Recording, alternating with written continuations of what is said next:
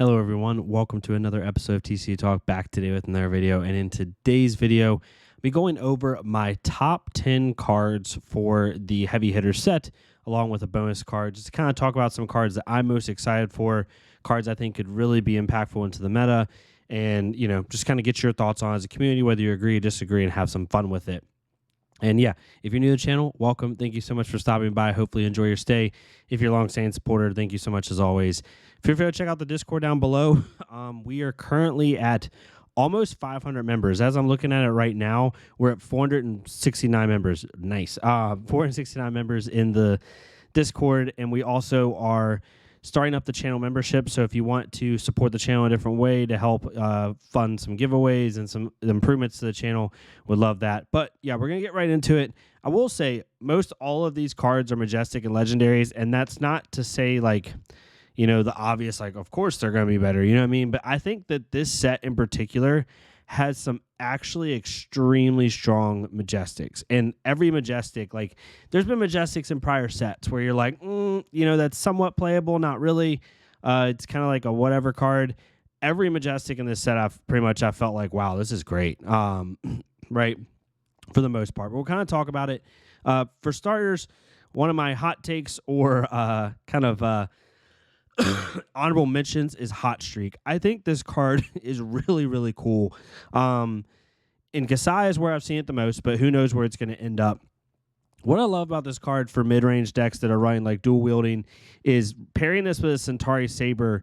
It really allows you to put pressure on your opponent who maybe, they put them in a lose-lose situation. If I'm playing against, Akatsu, someone with a lot of attack actions, this says when it's defended by one or more attack action cards, it gains Go Again. You're not going to want to block this, right? As a Katsu, if you do, it's really, really hard. And at first, at the start of the game, it's not that big a deal, right? You have a lot of Go Again, a lot of Blade Runners, a lot of whatever, right? Where it becomes very annoying is in-game. And the in-game situation where, let's say you're both on 3 or 4 life, which happens a lot in like these grindy mid-range dual-wield decks, and because, you're doing incremental value, and someone plays an Outland Skirmish and pitches a blue into Hot Streak for 5. As a Katsu, let's say it's threatening lethal and I don't have armor to block, I have to block this, but I'm giving it Go Again by doing that, which means you can then swing with your Centauri Saber, right? So it just puts your opponent in a really crappy spot that they don't want to be in, especially in the late game. And I think that this card is going to see a lot of play early on. Will it end up sticking? Who knows? But I think that pairing this with a Centauri Saber and those dual wield builds might end up being a really, really good idea, but we'll have to see. The next one of the obvious ones, the Legendary Balance of Justice. I am super excited about this card in the upcoming meta. It just has so much applicability. One, it blocks 2 and doesn't go away, and maybe there's future support in future sets to put counters back on equipment, because this has Guardwell, which says when the combat chain closes, if this is defended, put -1 counters on it equal to its defense, which is 2. So it goes down to 0 after its first block, right? It's basically battle-worn, but it goes all the way to 0 the first time. So if there's ever a chance to put counters back on, that's going to make this equipment even better. So this equipment has the ability to scale potentially in the future. The second thing is being able to draw a card when your opponent has drawn 2 and help your defense value or help you be able to push back a little bit on your turn is super nice. This is going to be amazing into every single Brute, right? If Brute ends up becoming like the staple class of a meta, this card's going to be in every sideboard. If not mainboarded. And then into any deck with Art of War, which is also like Levia, into Katsu, into Phi. This is really, really good. And into other decks like Dash.io, who runs Tome of Fiendal, or anything like that, or against Victor if he ends up drawing multiple cards a turn. This is just going to have a lot more applicability, and there's a reason they printed it in this set, right? So super excited to see where this goes. And I think that this headpiece only scales as time goes on, right? I think it's going to go similar to how Skullcap did when it first came out, because when Skullcap first came out, everybody was like, oh, it's okay. And then people realized, like, at the time, it was actually insane for the 3 block. And I think that this is going to have a similar effect. So super excited about that. Next one is Blade Flurry. This card is so good in pretty much every single warrior. Maybe, I don't know if Bolton would run this, but definitely Dorinthia is going to run this, Kasai is going to run this, and maybe Olympia, depending on the build, would run this.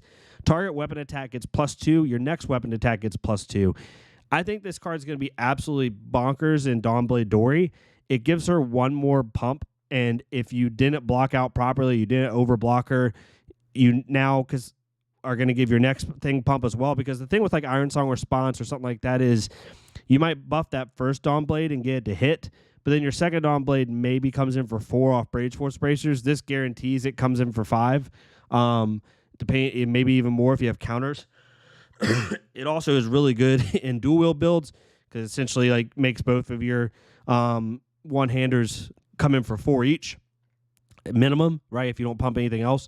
So this card just changes the way you have to play, especially in the two-handed warriors, a lot. So really, really excited to see how this one goes. It's one of the stronger Majestics that Warrior has now, and I think in Dawnblade Dory got some really cool stuff. 2 of cards which are in this list that I think is going to make her kind of a scary deck in the hands of a right pilot. Next one is Cast Bones. This card, sweet lord, this card's so good. I've been playing KO a lot. This week I've had like 50 plus games on the hero already. And this card, turn one, it's amazing. But any thing, when you can arsenal this card and you play out like a wild ride for 6, create a might token, and then play this, and all of a sudden your next turn you're going in with +6 go again if it revealed all 6s. In KO, this card is absolutely insane. I think it's playable in Levia as well, but KO is really where it's going to shine. It says reveal the top 6 cards of your deck. Create a might token for each card with 6 or more revealed this way. Put the revealed cards on the top of your deck in any random order. If you can, in a random order, not any random order, in a random order. If you control 6 or more might tokens, create an agility token. The cool thing about this card is you don't have to get the +6. You only have to get +5 technically, depending on how your hand went. If you arsenal this card and you play something like a Wild Ride, which creates a might token if it discards a 6 with KO, then you play this. If you can just reveal 5, you're going to control 6 might tokens when this resolves, which means you get the go again, right? I've just had insane turns where I posted on Twitter the other day. You can go look at my Twitter. I had this turn 1 or a turn, and then my next turn I played Tear Limb from Limb on a full 4-card hand into Swing Big for 22. Because Tear Limb from Limb doubled my attack of Swing Big, making it 16. Then I got +6 from Cast Bones, making it 22, and it had go again. So it was 22 go again into another 6 power. So this card's insane, especially in KO. If KO becomes a relevant meta deck, people are gonna get pissed off about this card. And the cool thing about this card is if you're in a super fast matchup where you just don't want to have to take a turn off to set up, you just side it out for something else, right? It doesn't matter. And it blocks 3. Like, this is potentially a 0 for 6 go again, block 3, right, for your next turn. So, amazing card. Next one, Corrosive Tendency. We've talked about this card on the channel before. It's an Arachne specialization, so it's a very specific card, but I do think it's going to propel Arachne to be a more playable deck, more fun deck. And when you look at cards in a vacuum and their impact, this card just in the right setup out of Arsenal is just unbelievable. I've made like 6+ silver in a turn off of this card, and I think this card's really going to put Arachne into a spot where he's a little bit more playable. So super excited. I'm not going to talk about this one a ton. We've talked about it on the channel before, but definitely in my top 10. Next one, Commanding Performance. Arguably, in my opinion, this is the best non-equipment card that Warrior got this set. Your next warrior attack gets +3. Until end of turn, your warrior attacks get, when this is defended by 1 or more attack action cards, destroy a card in the defending hero's arsenal. For obvious reasons, this card is insane, right? And it pumps warrior attacks. Like if you're playing in Dawnblade against as a Katsu, let's say our Arsenal to Sink Below, our Arsenal to Flick Flack, or any deck for that matter, Arsenal's a D-React against Dorinthia or against a warrior, which they want to do. I can't block with an attack action first because before the block step is done, I'm going to lose my defense reaction, right? So it's very, very difficult to play around this, and it creates very unwinnable situations, which is what a lot of these cards are doing for Warrior, it seems, in this set. So this card's pretty nuts. Super excited about this one as well. Next one, and one that's kind of it seems to be a community favorite, and for good reason. Good Time Chapeau, Betsy specialization, destroy a gold you control as an action. Your next attack this turn gets, when this attacks a hero, wager a Might and Vigor token with them. Go again, has temper 2, so it blocks for 3 total. This card, if you can keep consistent gold generation with Betsy off of like Test of Strength, Wage Gold, things like that, you can really generate a lot of overpower plays with this headpiece, right? At rare, this is very, very good, right? Being able to block 3 and have a consistent, like, usable effect that's not a one-time use at rare is actually like an insane, like, thing to have. So super excited about this one. I think this is gonna be Betsy's main staple headpiece, in my opinion. I think it's better than Crown of Providence, right? Even if you just get one use out of it, another ability to have overpower, in my opinion, automatically is better. But we'll have to see. But I'm super excited about that. Next one is Grains of Blood Spill. I think every warrior is going to think about running this, except for maybe Sabers Bolton and maybe Dawnblade Dory. Maybe she might even run this over Courage when she puts Courage in, when she's not mainboarding Tunic. Whenever a weapon attack you control hits, you may pay 1 resource. If you do, create a Vigor for your next turn. This is so good in dual wielding decks specifically. Really good in Kasai. Really good in Olympia, as the art would dictate, right? Anybody that's running dual blade, because you'll notice in a lot of those decks, like sometimes you have 1 resource floating when you're, mid-ranging out, and being able to use that 1 resource that you normally wouldn't have used for this, and just generate that vigor. And then when you talk about other stuff you're wagering, making other vigor tokens, you can really snowball this. And again, temper 2. If you notice, like Good Time Chapeau at rare is temper 2, and Grains of Blood Spill at legendary is temper 2. I found that really funny. But yeah, super, super good card. I think Dawnblade Dory, you can make an argument for it. You can make, obviously in Kasai, I think it's going to be a staple. I think any dual wielding Olympia is going to use it as well. We'll have to see, but I'm super excited about this one. Then we have No Fear. This card is so cool. Out of Arsenal, in KO specifically, this card is effectively a block 6 out of Arsenal, because you just banish your whole hand if they're all 6s, and this gets X, prevents X damage, where 2 is plus, where it's 2 plus the number of cards banished, so you could do up to 6, right? In Levia, this could be used to turn off Blood Debt on your own turn by banishing a 6 and then bringing it back to hand. So it's kind of like an O snap button in Levia. I really enjoy this card so far. You have to be careful with it in the certain heroes like Uziri, because if you play this, they can pop your prevention with their flick knives.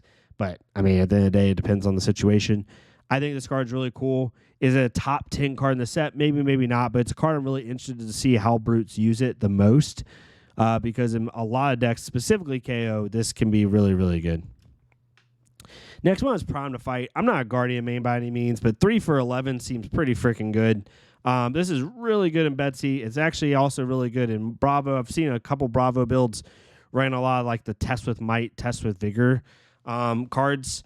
And being able to play this, being able to play, if you make a Seismic on a turn and then draw up and get this, and you somehow make a Vigor, like all of a sudden you're getting like insane value off of this, because if you control a Vigor this turn, it costs 1 less to play, so it'll go to 4. Then the Vigor is 1 resource depending on what you're using that Vigor for. If you just play Prime to Fight outright, that makes it 3, and then the Seismic, right? Or just off a Seismic, this is a 4 for 9, which is really, really good rate. It doesn't have on hit, but where I've seen this card be annoying is in game, when they can make like a Vigor or a Might token. Even just making a Might token, this is a 5 for 11 now, which when you're at 3 and 4 life is your whole hand, which against Guardian means death the next turn, more than likely, especially Bravo. So in Bravo specifically, I think this is just another crazy above rate attack, depending on how the build is, where he can really do stuff. Bravo can now run blues like Clash of Might and Clash of Vigor, which allow him to block with his own cards to then fuel his cards next turn. It's insane. Really, really good card. And then finally, a card, when I first saw it, I was like, oh, this is just like a yellow Command and Conquer. It's not that big a deal. No, this card's really dumb. When you can put a Might token with this, 1 Might token, or off Blood Rush Bellow, it puts your opponent in such a crappy spot if they don't have armor to like really help them, because it's a 3 for 7 off a Might. It gets rid of their arsenal immediately, which means they can't de-react to you if they had a de-react in arsenal. And then they have to give you 2 cards and a piece of equipment, or a card and a de-react from hand, or 3 cards just to protect their arsenal. And I've had times like against Bravo, for example, in KO and in Rhinar, where I've played this card and they had a de-react in arsenal. Even without the Might, let's just say for 6, right? I took away their arsenal. So they can't de-react me, and now they have to block with 2 cards to save it. The thing about it is it goes back to your hand. So they're just like cycling the de-react back into their hand, which they really don't have much use for as a Guardian on offense, right? They're just going to arsenal it again likely, but it kind of like time walks them in terms of that particular card. And then also against aggro, like they want to arsenal power pieces. This just says like, hey, you're going to give me your whole hand or you're going to lose your power piece. Really, really good. Love this card. I think it's really smart, and anybody that values Arsenal or anybody that wants to put a lot of D-reacts into you as you're a brute, I think this card's ran every single brute. All 3 brutes run this card, in my opinion. But yeah, that's my cards. Obviously, a lot of them are Majestics and Legendaries. I think this set has extremely strong Majestics. Let me know in the comments below if you agree or disagree. There's definitely some other good like non-Majestic cards that I think are definitely worth talking about. One of the biggest ones for me really was for non-Majestics. I get the rare slot. I'm really excited. Excuse me. I think that Victor's specialization, his helmet is really, really good. Golden Glare, being able to generate more gold is really, really nice. I think the Clash of Might and Clash of Vigor and Clash of all those cards is really good. All the test of cards are really good. I could see a Guardian really abusing those. I could see a Guardian just running their blues being Clash of Might, and all that stuff, and Clash of whatever. And then they also run the test of just to kind of get them incremental value on your turn. Because if you think about it, if you attack for 6 and a Bravo, blocks with, if they have a 4 blue hand, and all of a sudden they block with 2 Clash of Mights, and they beat you on the wager both times because they're a Guardian, then all of a sudden they're swinging their Anothos for 8 instead of 6 potentially, or something of the like. So, or worse, right? They could do a freaking, if you do that, if they block with a Clash of Might and a Clash of Vigor, and both of them hit, then they can play Prime to fight off 1 card for 11, right? Just insane value. I'm really excited to see how those are, even though I'm not a Guardian main. But the rare slot was pretty standard other than that. Like, a lot of it is reprints, and that's not a negative thing. It's just like, what do you really look at other than that? And then at the common slot, like, I could have went through them, but again, a lot of Brute specifically was reprints. I think Smashback Ailhorn is arguably, or just those blue create X and X token are really, really good. Command Respect and Concuss are also really good. They just don't quite eke out the Majestics, obviously, but those on-hit effects are very, very real. And then finally, Agile Engagement, I think, is also a good one. Being able to give +2, and if it's defended by an attack action card, creating an agility token, I think those are really good. And then finally, Agile Windup. I think Agile Windup's really good as well. Being able to discard those for agility tokens is really, really nice, and Agile Might. So super excited. I love the set. I think it has a really good power level, really healthy power level to where cards feel powerful but not broken. There's more diversity in the set. I think it's one of the better sets they made, which is funny because it's just like, not just like, but it's very similar to Welcome to Wraith. I don't think that's a coincidence that people like the set because of that, but it is what it is. But yeah, hopefully you like this. If you did, please like, comment, or subscribe. If not, it's totally fine. Go to our Flesh and Blood Creator. Leave a like, comment, subscribe on their stuff so we can get more people seeing this game. And yeah, I'll see y'all next time on TC Talk. Thank y'all so much.